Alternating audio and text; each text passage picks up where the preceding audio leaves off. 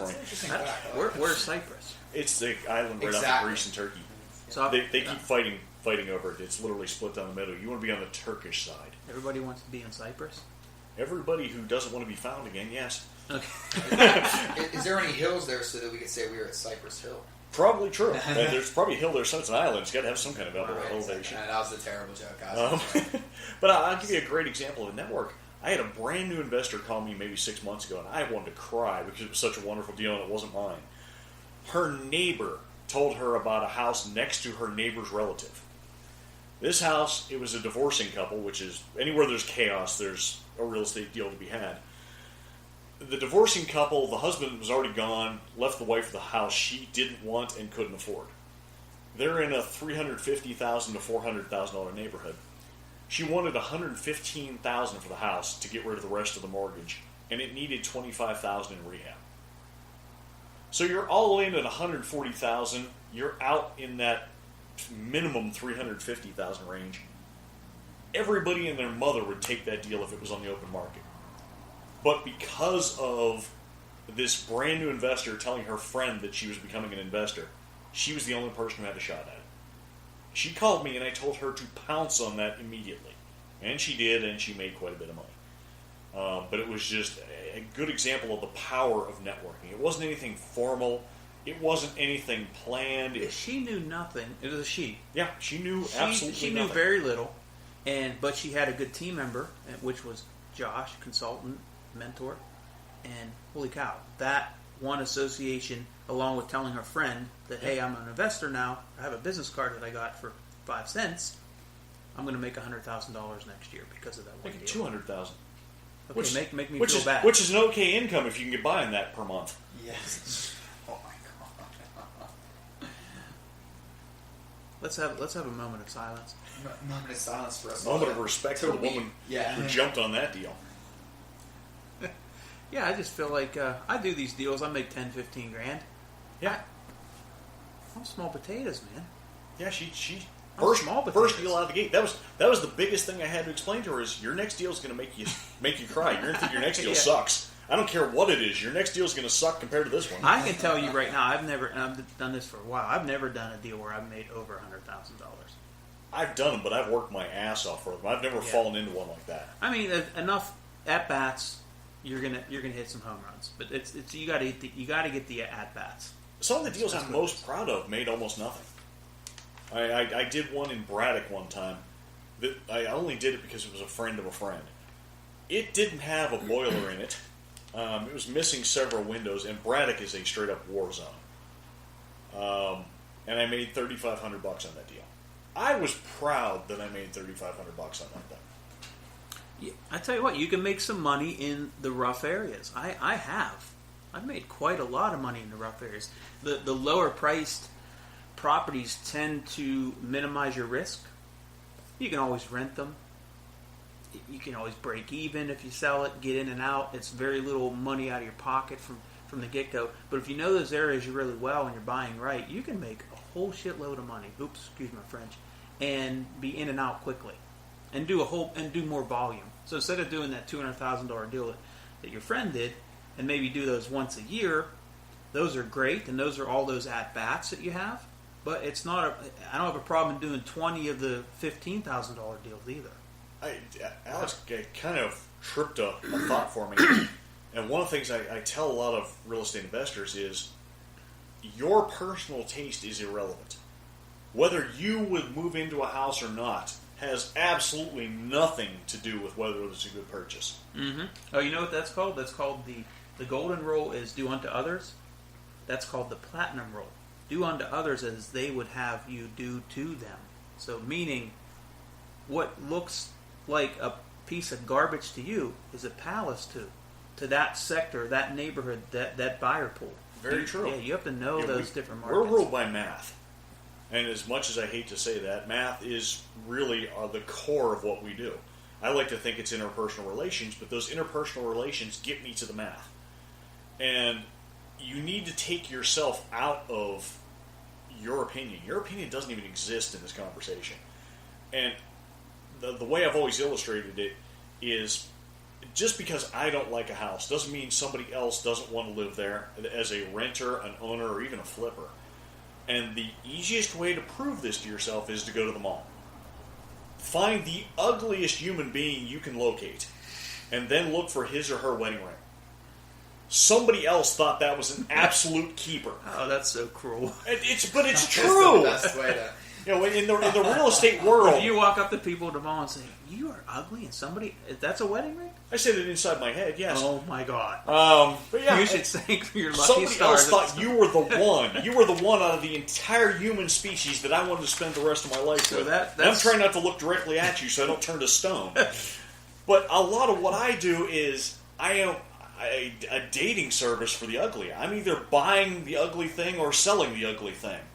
So I become very comfortable with what is not attractive to me personally. We talked about it. It's on the inside, Josh. Very true. Beauty's on the inside. Very true. It's painful to look at, but it's there. Don't even have to be drunk for this. Right. All right, this is a painful. This is a painful team member, and this is going to go. This is across the board: electricians, plumbers, landscapers, but contractors. Oh God. Okay, we all ready for this one? Now, I'm going to stand up for contractors right here and now. Contractors get a bad beat. They get a bad beat because they get beat up. They get their time is wasted on a consistent basis. They deal with the general public. The general public can't make up their mind. The general public gets 10 estimates. The general public wants to beat you up on your price. And it's a snowball effect because they think all contractors are rip-offs, so therefore I have to beat up the contractor. And so what I'm getting at is having a good contractor, GC, plumber, electrician. GC is a general contractor, can run the whole boat, is critical. Even though they don't even have past a high school education, they are as important to you as the Harvard graduate who's your attorney. More important, I can get attorneys a lot easier than I can get contractors. That is absolutely true. Contractors, the hard part about contractors is 99% of them do give the other 1% a bad name. So you end up having to sort through this big pile of people to find the ones that are keepers. And when you get a keeper, oh God, you cling to that keeper. And it's bad enough that even very friendly real estate investors a lot of times won't tell you who their good contractors are. Because they're afraid that they'll be stolen or corrupted. That's true. I have a really good GC, and he doesn't like to share his crew, and I understand that. I've got a great plumber right now that I'm hoping to God nobody else discovers. I'm horrified of other people messing him up. Here's what I see. Tell me if this is if this is like your mere view of contractors. I'll find good ones. They start out cheap. They start out good, reliable. I even tell a large majority of them that they're not charging me enough because I want to be fair. Doggone it. I want to be the nice guy. And then the next job takes a little longer, gets a little more expensive. The next job, longer, more expensive. The next job, he doesn't even return my phone calls. That's what I find, and that's what I find so frustrating and I try to explain to these contractors right from day one, understand, you're getting volume. Okay, so I bring to the table something that the average investor does not, and that can be massive volume. So, and you should be making 6 figures on that massive volume. But if you want to make $100,000 or more, it's a long road. You're gonna have to stay small and work with me. If you want to grow, it's a different ballgame. It's hard to reach those contractors and let them understand it. I do bring value. Volume brings value. Please don't treat me like the average consumer. What do you have to say about that? I think you described the pattern very well. Although at the early stage, let's say I've got a complete house I need to redo. I'll start off by interviewing several contractors. Some of them will work out, some of them won't. Some of them fail right out of the gate. Then there's these ones that appear to be fantastic. And they'll be quick and under budget on the first deal. Not so quick, not so under budget on the second one. By the fourth, they're usually a problem. Then we throw in things that I have to watch them for. Some of them will occasionally have drug and alcohol issues. I was just writing this down. Some of them will end up in jail. I've lost 2 good ones to jail for completely unrelated things. So it's almost a constant thing. And then you've got parts what Alex was describing is you'll have somebody else come in and woo them away to pay them more than they're worth. Then they're gone. Or they get too busy and you can't get a hold of them anymore. So, I mean, it's almost a constant search for contractors. I had one just recently. Done 5 or 6 flips for me. I'm fair on my pay. If he goes over budget, I say, you know what, you did more work here. Here's an extra $1,000, whatever. But he had somebody approach him who had a lot of money, and they wanted their basement refinished. And after about 3 weeks of that, and the wife changing her mind like 10 times on tile and colors, he fired himself. So, yeah, that lure of more money, go for it. But you stay with me. It's steady. You're going to get paid. You're going to make money. You earn my respect, my trust. I'm going to help you find real estate deals. But it's hard to find that contract. And let me stick up for the contractor now. You'll get the owner that just undercuts the daylights out of somebody. They give the contractor unreachable expectation. Like, you should be able to do that bathroom for $2,000 because the materials are going to cost you $1,000.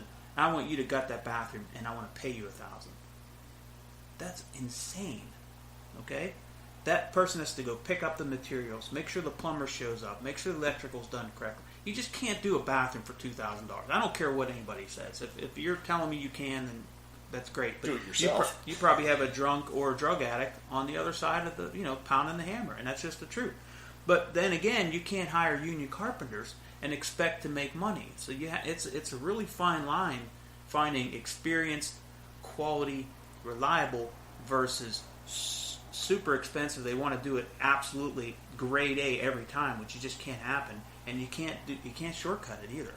Yeah, there's a whole spectrum there. And so when you start off maybe talking to 3 or 4 contractors, you usually want to throw away the lowest bidder.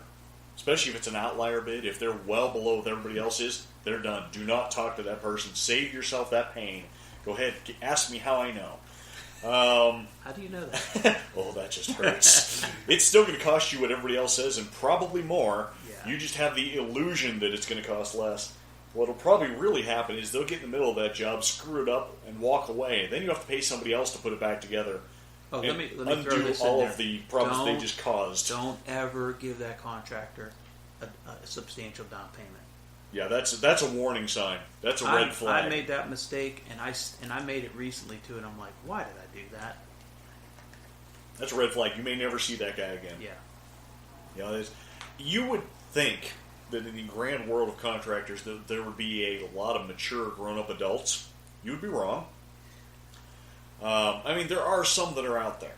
And those guys, there's another duality. The good guys are so busy they're hard to get.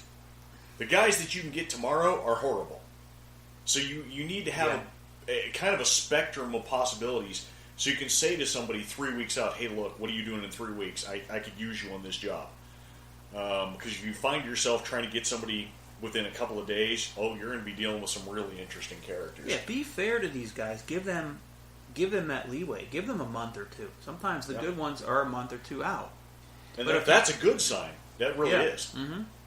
Now, do you guys ever keep somebody, and this, again, is a very naive question, but do you guys ever have somebody on hand that you know what, they might not be the best, but I know if I'm in a pinch where I need somebody almost tomorrow or in 2 days, you always have somebody in the bullpen, so to speak, that you can call in the time of need? I do. I actually like to rent to general maintenance men types.